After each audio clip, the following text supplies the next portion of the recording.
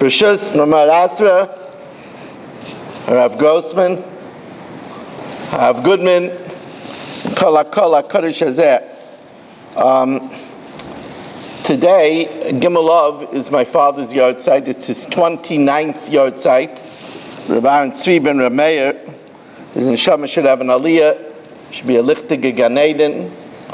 And I have just heard also, I was aware of it, it's Rav Shiskal's Yartzeiht, Rav Moshe's Eidim, Harav Moshe Eliyahu Ben, Eliyahu Moshe Ben, Avram Yitzchak. It's a great tzaddik. His neshama should have an aliyah as well. You know, a Yartzeiht is a minig to make tikkun. It's a strange minig. You know, usually you fast on a Yartzeiht. That was in the olden days. Yom Shemeis by Aviv, Yom Shemeis by Rabbi. And it seems strange that people instead serve whiskey and herring. What's that all about? So Rav Yaakov used to say that originally people made a siyum, like they did Erev Pesach, in order to be able to eat. Nowadays, we bring the food and we forget about the siyum. That's what Rav Yaakov said. But the idea behind the tikkun, which is brought down, Tamim Minhagim, many people bring down the importance of a tikkun, even without the siyum, is that it's a celebration of the day that a person is born to the next world. In today's daf, Tmura Tezayin, it tells us that Kisheniftara Moshe L'Gan Eden. It's a beautiful language. As Moshe was leaving to Gan Eden, doesn't say that he died. That's important to say that somebody was niftar and died. Die signifies an end. There's no end in Yiddishkeit. That's why kever, it's the same letters as rekev, which means decomposition, but it also is the same letters as boker, because a grave is a dawn of a new morning. And that's why we're makbid to call a cemetery a beis hachayim, a place of life, right? Even when we refer in Shemoneh Esrei to those that are gone, we say liyashenei afar, to those that are sleeping in the earth. But they didn't end. Tzaddik is niftara, departs l'Gan Eden. They asked once a great Rebbe who lost a child, and he went on as if everything was almost normal. And they asked him, how is it possible? So he said, if you believe the child is in another country, then you don't get too upset. He said his child lived a righteous life and suffered, so he's in the next world. He's like he's in another country.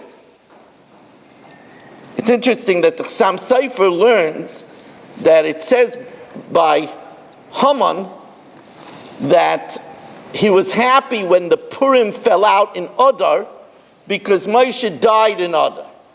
And the Gemara says he knew that Moshe died, but he didn't know that Moshe was born in Adar as well, in Zion Adar as well. So the Chassam Sofer says it's not likely that Haman was not familiar with the idea of a tzaddik completing his years. And therefore Haman certainly had an idea that Moshe Rabbeinu was born in Adar. But he thought, even so, Moshe Rabbeinu died in Adar, so it's an auspicious time. What he didn't realize, said the Chassam Sofer, is that when he died in Adar, he was born in the next world. That's what it was. It actually was a happy day, a Yom Hilula, because he was born in the next world. I thought that it would be appropriate on my father's Yartzeiht. You know, they say over that when the Satmar Rebbe left Eretz Yisrael, they asked him, who could they give a kvittel to? So he said, look for a yid who has numbers on his hand from the camps. And if on that same hand he has the marks of the straps of the tefillin, so such a person you could give a kvittel. That's what they say, the Satmar Rebbe said. My father was such a person. He was in Auschwitz. He passed Mengele 3 times. for 3 selections. He survived 3 selections. I know this because when we went through his effects after he passed away, there was an impressive document from Nuremberg inviting him to be a star witness against Mengele, Yamach Shemai, if they caught him. Because the Germans kept precise records, and they were aware that my father survived 3 selections. Very few people survived 3 selections. My father, Shavuos morning, the first day, said Kaddish for his father, mother, 4 brothers, and 1 sister. And it wasn't an upgemachte Kaddish. Some people didn't know the date, so they chose on Shavuos. But my father was in the 2nd Seilische transport, and on the first day of Shavuos, they gassed his father, mother, 4 brothers, and 1 sister. They say over that if somebody was killed because he was a Jew, the Rambam says in the Igeres HaTeiman, he's a Kodesh. But they say if a person went through the hell of Auschwitz and survived and still kept the Torah HaKadoshah, that's Kodesh Kadosh. That was my father, Rabbi Aaron Tzvi ben Meir. To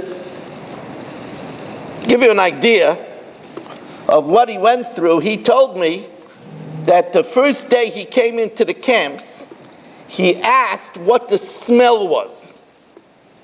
People that survived Auschwitz would talk all the time about the smell. So he asked, what's the smell? So the people that were there for a while said, Heshy, they're burning us.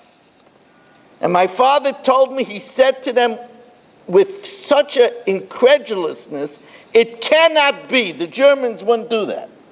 In the concentration camps, he couldn't believe it. Couldn't believe it. But he got an education very quickly. He slept on the top level of a 3-tier bunk bed. He slept with 2 other people on that level, and he said there was very meager straw, and rats were crawling and biting at their toes. But you went to sleep, because if you didn't go to sleep, then you fell in the mines, in the quarries. He worked in I.J. Farben, and they shot you. My father got up every morning, 4:30 in the morning, even Shabbos morning. He would always daven the first minyan in the Svardish shul. And I said, Daddy, why are you getting up on Shabbos? You know, it's Yom Menucha. At least on this day. So he told me that you had to be at roll call at 10 to 5. If somebody wasn't there when they took roll call, the Nazis went into the barrack. If the person was sleeping, they took a gun and they shot him through the forehead. And then later on, everybody had to come in at lunchtime and clean him up, take him out. The bunk was full of his blood. He said, when you saw that, you never overslept. He said, well, you never was able to oversleep past 10 to 5, ever. One day, they called him, the Nazis called him. And he didn't know what they wanted. They took him to a tree. It was a big tree.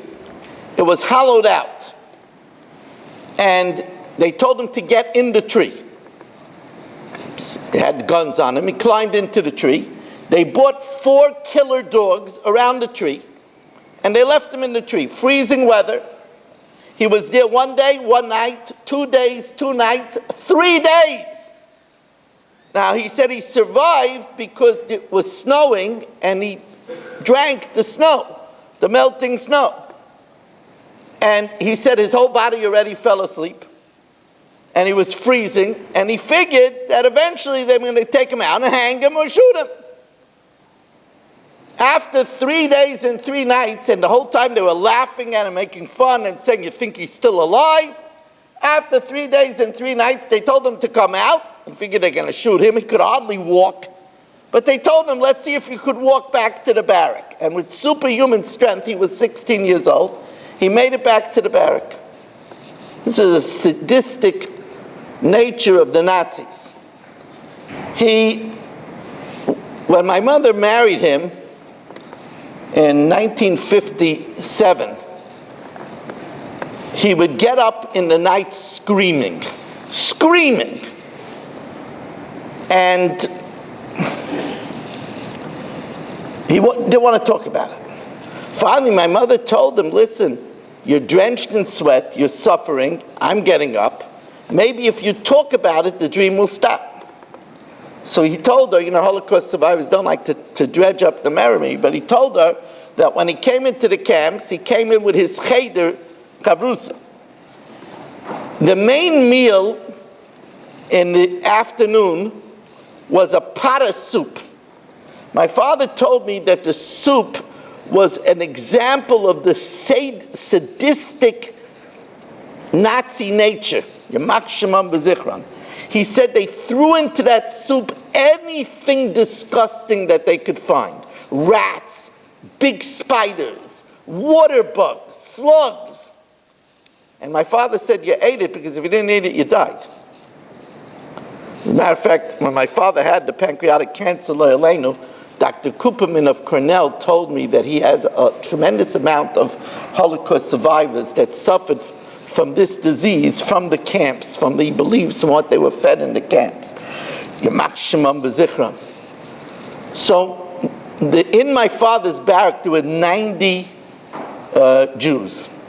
And the capo would send 4 people to bring a trolley with the soup every day.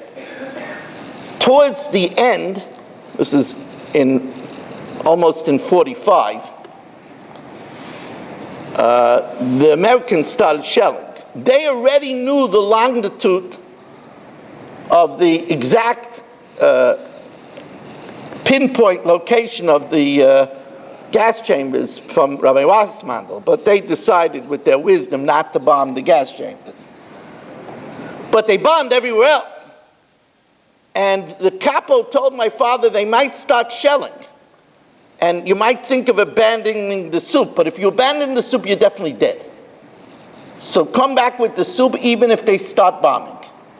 So, true to what he said, on the way back, they started bombing. These are, killer bombs. And they started running with the trolley. Now, everybody who's seen it, the arch in front of Auschwitz, Arbeit macht frei, and through there were train tracks. My father's chavrusa had 1 foot on one side of the track, 1 foot on the other side of the track. And a bomb hit the track further up, and the track flew up and split him in half through the head. And my father saw 1 half full on one side and 1 half full on the other. Chavrusa, that's what he was screaming about. We talk about, during the 9 days, the suffering of Klal Yisrael. Baruch Hashem, we had such a normative upraising for my father, which was miraculous. But my father used to say, we had on a shelf different cereals.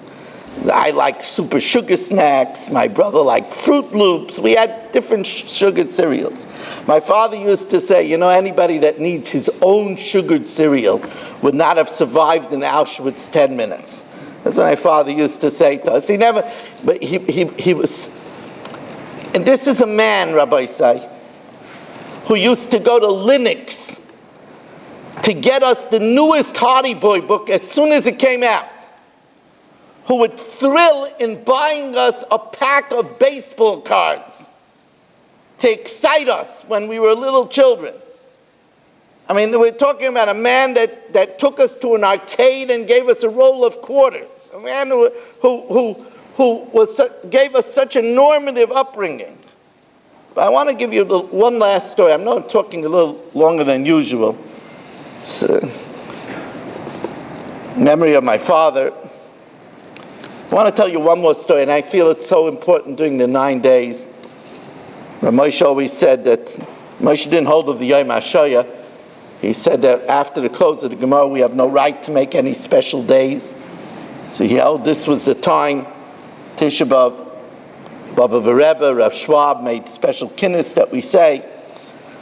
So my father was in Auschwitz when the Kommandantin of Auschwitz got the directive to disband and destroy, to dismantle and destroy. But they didn't kill all the Jews, because if they would kill all the Jews, then they would have to go to the front. And they knew that going to the front was suicide. They were losing the war. So they kept 2,000 Jews alive. And they started what was known as the infamous death march from Auschwitz. My father was on the death march from Auschwitz. And my father told me many stories. But he told me, I'll tell you one. There were about 100 Nazis to 2,000 Jews.